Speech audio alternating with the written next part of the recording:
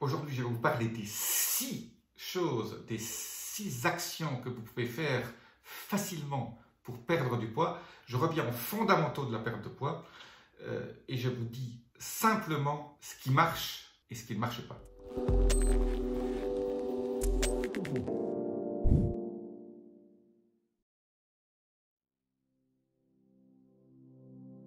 Je suis Jean-Marie Buterlin, expert en rajeunissement et longévité, et j'aide ma communauté à ajouter de la vie à leurs années et des années à leur vie.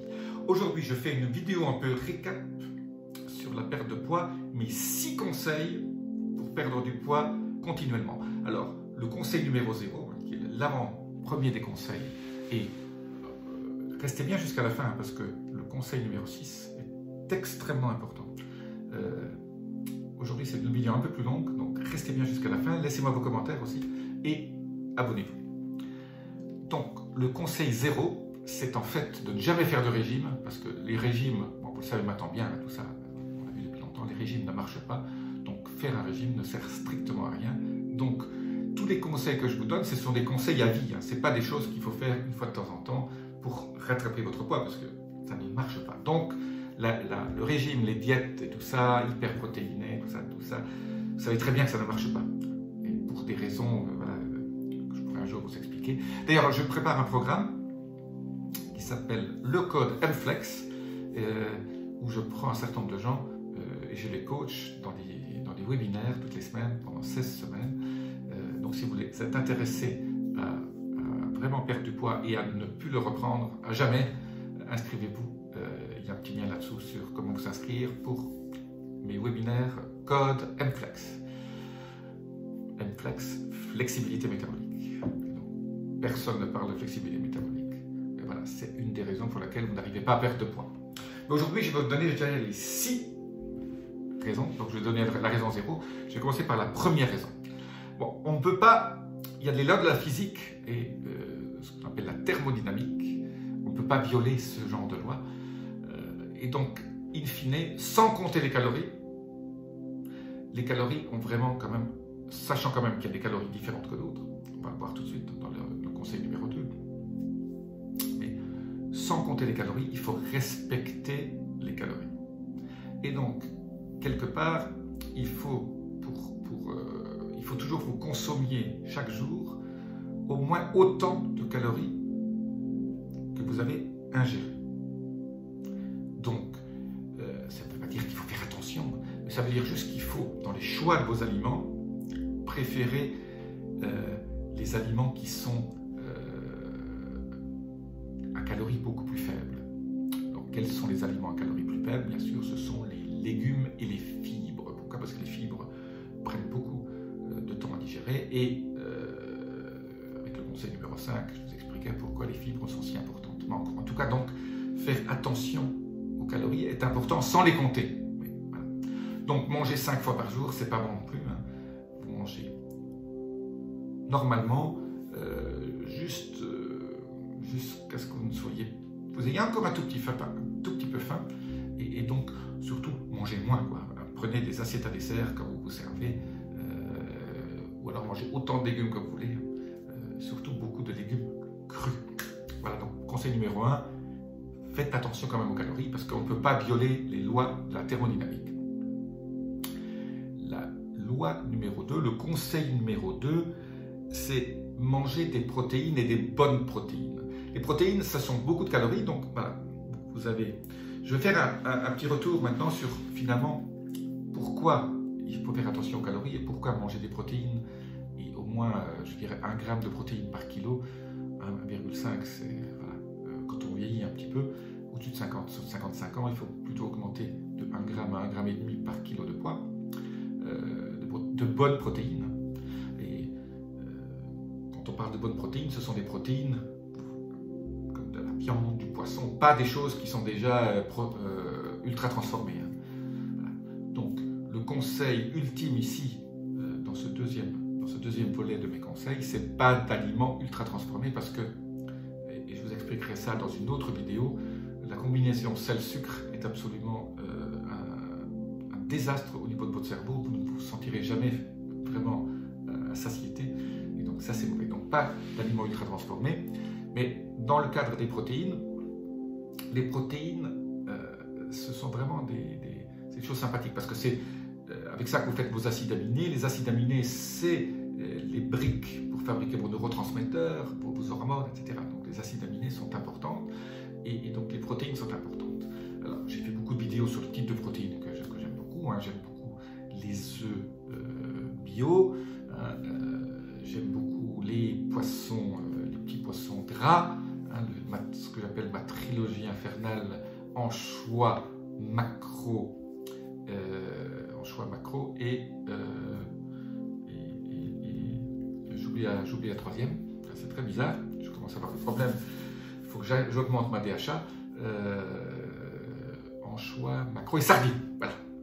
Eh bien, donc, les bonnes protéines, une viande de l'agneau ou du bœuf, moi je ne suis pas fan de porc, ou un bon poulet fermier, voilà. Et quand vous prenez de la viande rouge, de bœuf, faites en sorte que ce soit du bœuf bio aussi, hein, un bœuf qui a mangé de l'herbe et pas juste du foin, et qui s'est promené dans les prés toute sa vie. Eh bien, ces protéines, 30 à 35% des calories que vous allez ingérer sont juste utilisées pour digérer les protéines. Donc en gros, vous emmagasinez des calories, mais une partie de ces calories sont utilisées pour les digérer. Donc ça, c'est extrêmement bénéfique parce que vous allez donc avoir un déficit calorique si vous tombez en dessous de l'utilisation quotidienne de vos calories.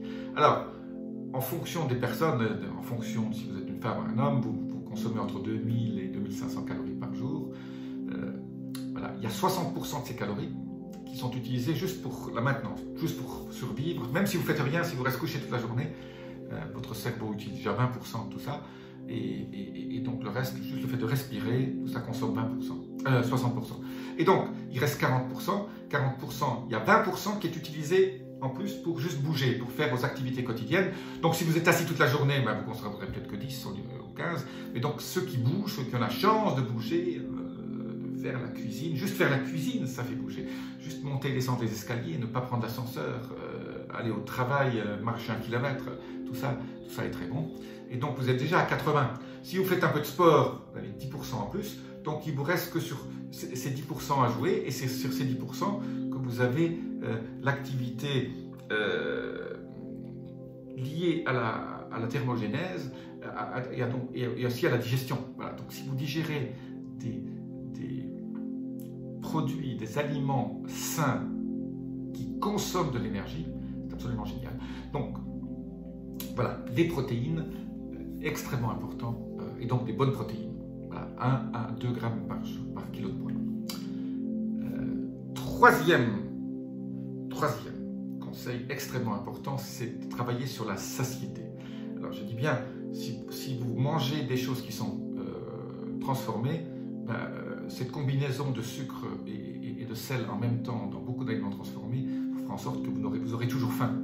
Et donc ça joue sur votre équilibre hormonal au niveau de la gréline.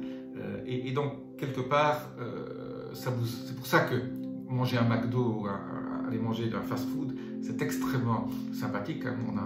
On a envie parce qu'il y a dedans ces combinaisons d'épices sucrées, salées, tout ça, qui fait qu'en sorte que vous allez adorer ça. Hein. Vous créez de la dopamine aussi, et toutes ces hormones de bonheur. Et bien tout ça, c'est mauvais. Tout ça va vous faire grossir. Et donc, comment travaille-t-on sur la satiété? Un, on ne mange pas ce genre de plat, et deux, on augmente les fibres. Les fibres, hein, ce sont les légumes qui contiennent des fibres, hein, les choux, tout ce qui est légumes verts, le konjac, hein, on trouve maintenant des pâtes au konjac qui gonflent donc qui vous donnent cette impression de satiété encore un peu plus tôt, et donc manger des fibres, voilà, c'est surtout des légumes, et avec des feuilles vertes, hein, qui a de la cellulose dedans. Voilà, tout ça, ça vous crée un transit intestinal meilleur, donc augmentez vos fibres. La quatrième, c'est bouger peut-être un peu plus. Le quatrième conseil, c'est très simple. Hein, je vous ai dit, 20% de vos calories tous les jours sont consommées par le fait que vous bougiez. Je ne parle même pas de sport, là, juste bouger plus. Bouger, voilà. faites des activités, ne restez pas devant votre télévision. J'ai fait des vidéos sur la façon de faire quand on veut augmenter sa consommation, augmenter son temps disponible pour faire autre chose comme de la méditation. Évitez de regarder la télévision. Voilà, évitez de passer du temps sur les réseaux sociaux. Voilà, ça c'est le genre de choses qui va vous faire perdre du poids si vous supprimez ça de votre vie. Donc bougez. Bien sûr, le quatrième, c'est le sport. Non, cinquième, le sport. Le sport surtout, en fait, une combinaison de sports. Il faut alterner l'aérobic, hein, donc voilà, si vous courez un petit peu. Il faut alterner ce qu'on appelle le HIIT, High Intensity Interval Training. C'est donc là où vous courez 20 secondes très fort, 40 secondes de repos, vous courez 20 secondes très fort, ou alors vous faites des exercices très rapides jusqu'à exhaustion, jusqu'à ce que vous soyez complètement fatigué. Vous attendez 40 secondes, vous refaites ça. Donc en 4-5 minutes, on arrive à faire comme 1 heure de sport quand on fait ce genre de High Intensity Interval Training. Donc c'est des intervalles où on fait un sport très intense, hein, comme lever des poids, ou alors des jumping squats, et vous reposez en gros 20 secondes, 40 secondes, 20 secondes, 40 secondes, 20 secondes, 40 secondes. Voilà, et vous chronométrez. Et le troisième type de sport qui est aussi très sympathique, c'est il faut lever des poids, il faut faire du muscle. Plus on avance en âge, plus on fait ce qu'on appelle la sarcopénie, on perd la masse musculaire pour la regagner, et on peut démarrer à tout âge. Vous levez des poids, vous faites travailler vos jambes surtout. Hein.